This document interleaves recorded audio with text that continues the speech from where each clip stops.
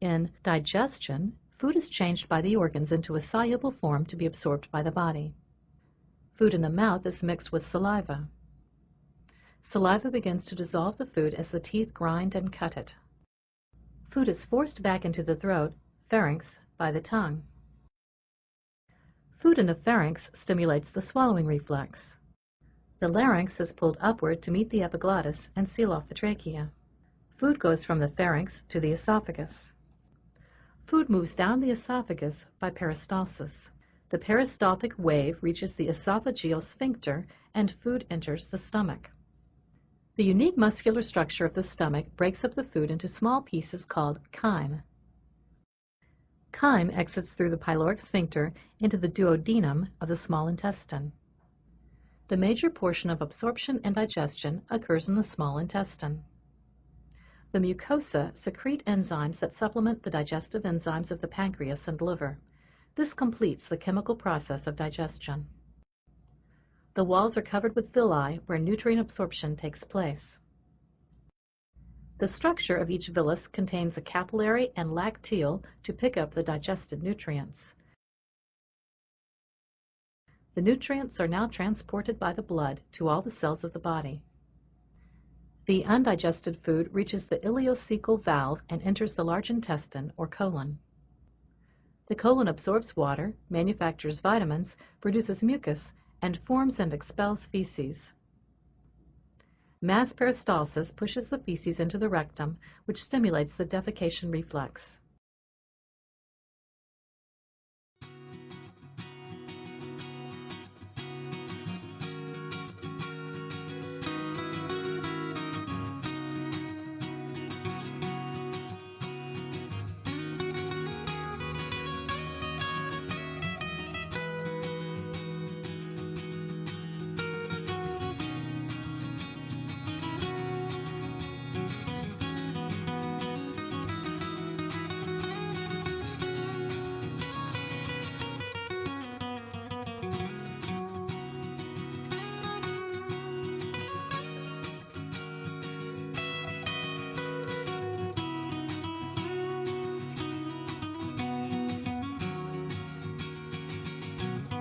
Did you know that the most important part of your entire body is your central nervous system? Your central nervous system, also known as the master system, is made up of your brain and your spinal cord, and it controls every single function in your entire body. In fact, your central nervous system is so important that it's the only body part that is totally encased in bone for its protection. Starting at the top is your brain. And your brain is the central processing unit of your body, and it coordinates and computes all the electrical signals that are sent throughout your nervous system and your entire body. So from your brain, electrical impulses or signals are sent down your spinal cord and travel all the way to the base of your spine. And branching off of your spinal cord are these fine thread-like structures called spinal nerves, and they exit between the vertebrae of the spinal column to supply all your muscles, cells, and organs, and from there, the electrical impulses are sent back up to the brain in a feedback loop. And at every level in your spine, the exiting spinal nerves supply specific muscles and organs.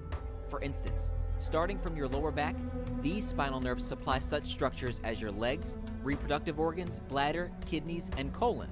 As we move up the spine to the upper back or thoracic spine, the exiting spinal nerves supply such organs as your liver, stomach, heart, and lungs. Moving up further to your neck, these nerves supply such structures as your eyes, ears, throat, and arms. Now, in a healthy spine, your spinal bones or vertebrae are in proper alignment, and the cushioning or shock absorbers between the vertebrae, called intervertebral discs, are thick and healthy. As such, correct spinal movement is possible and the spinal nerves are able to freely exit the spine, sending nerve impulses from the brain to the targeted muscles and organs without any interference. However, from poor posture, falls, a car accident, or some other injury, your vertebrae can become misaligned. This misalignment is what chiropractors call vertebral subluxation complex, or just subluxation. When a subluxation occurs, your vertebrae can then press on these existing spinal nerves and interfere and block these nerve impulses. When this happens, nerve damage begins and your body starts to dysfunction. Although potentially painless at first, symptoms can develop rapidly. And when a subluxation is left untreated, your spine begins to decay, your discs begin to thin and wear down, and your vertebrae start to deform and degenerate, leading to the development of these spurs, or osteophytes, which then further compresses and damages your nerves. So when a subluxation occurs in your lower back, it can cause back pain, sciatica, bladder weakness, irritable bowel syndrome, and erectile dysfunction. A subluxation in your upper back can cause respiratory problems, digestive problems, and decreased energy levels. And subluxations in your neck can cause headaches, dizziness, tinnitus, carpal tunnel syndrome, numbness, tingling, and weakness to one or both of your arms. Fortunately, chiropractic can help. In fact, chiropractors are the only healthcare professionals that are specifically and adequately trained to detect and correct vertebral subluxations.